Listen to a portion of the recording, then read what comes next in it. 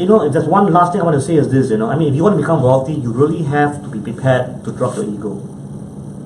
Ego is a very expensive attribute to possess, and a lot of people don't understand this because they say, why should I learn from someone else? I'm good, I'm happy, I can settle.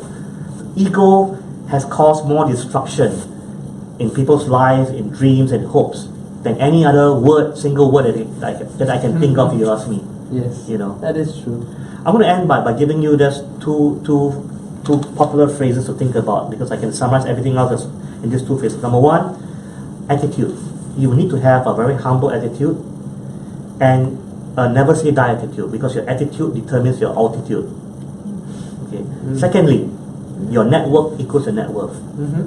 I have so many stories, personal and otherwise, to make you understand that the best deals, the best relationships, the best lobang, right, are all based on not only who you know, but who knows you. Which brings me to, the last point, because I think you asked me earlier, how do we expand our network? Well, think about this. We all want to become friends with someone who's wealthy, for sure. The $1 question you ask yourself is this: why should that person want to know you? And my answer is very simple. Create value in that person's life, business, well-being. And that's what I've done. I've leveraged the internet and my knowledge of the internet to network with all the rich people, because all the rich people bypass the whole internet era, right? So now that they're taking a few steps back to say, hey, I think my business needs the internet, then Fabian is the go-to guy.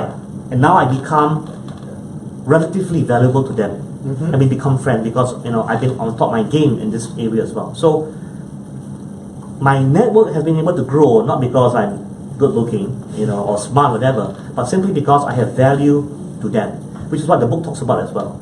Learn how to create value in other people. So pick up a skill, pick up something. Well, a skill will be a little bit too mild because you can have a lot of skills. But rich people like solutions that can help them make more money. So you may not have a product, you may not have a service, you may not have money, but the rich have all these things. And you're saying, Fabian, how can you help me leverage the internet to go global? I want my business to go global. And I say, here's a solution. I suddenly become their best friend. I suddenly have tea and coffee with them. And this is what I would challenge all of you to go acquire. Create value, help the rich get richer, not through your money. They don't need your money. They need something else that they don't have. And my argument would say, go acquire some skills in digital marketing, because a lot of rich people bypass the whole era. They don't even know what Facebook marketing is all about. I'm serious. Many of them don't even know what PowerPoint is. I'm not kidding you. Alright?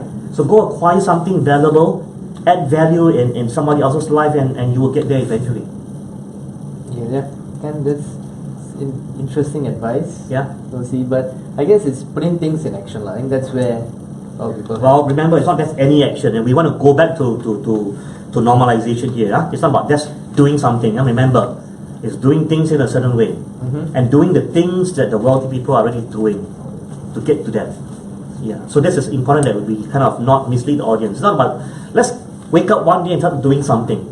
While brushing teeth or doing something, right? Doing things in a certain way, very, very specific. And to do that, you need to start seeking that kind of wealth mentor to start the whole process. Okay. Cool? Thanks. All right, man. Thanks for your time as well. with us. Okay.